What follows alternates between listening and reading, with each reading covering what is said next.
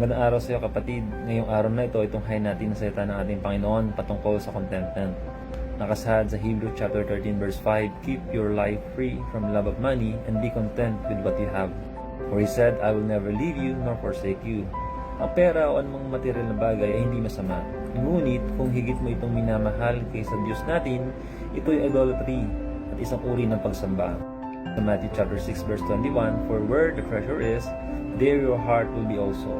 Malinaw na sinabi na kung saan naroon ang iyong pagmamahal o pagpapahalagang higit, ay naroon din ang iyong pagsunod at puso. Bagkus, tayo ay inaralang makontento sa kung anumang kaloob ang meron tayo buhat sa ating Diyos. Sapagkat kung may kakontentuhan, hindi tayo makakaramdam at maghahangad ng higit sa ipinagkaloob at naging daan ng kalungkutan at pagkakadismaya pag hindi nakamit ang mga bagay na iyon.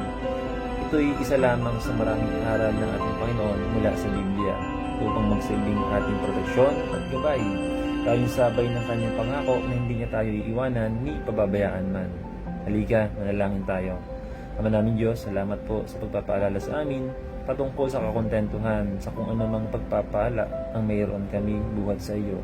At sa kaliwanagan na hindi masama ang kayamanan, huwag lamang mahaling higit ang ipinagaloob kaysa sa nagkakaloob. Sa iyong papuri, pasasalamat at pagsamba. In Jesus' mighty name we pray. Amen.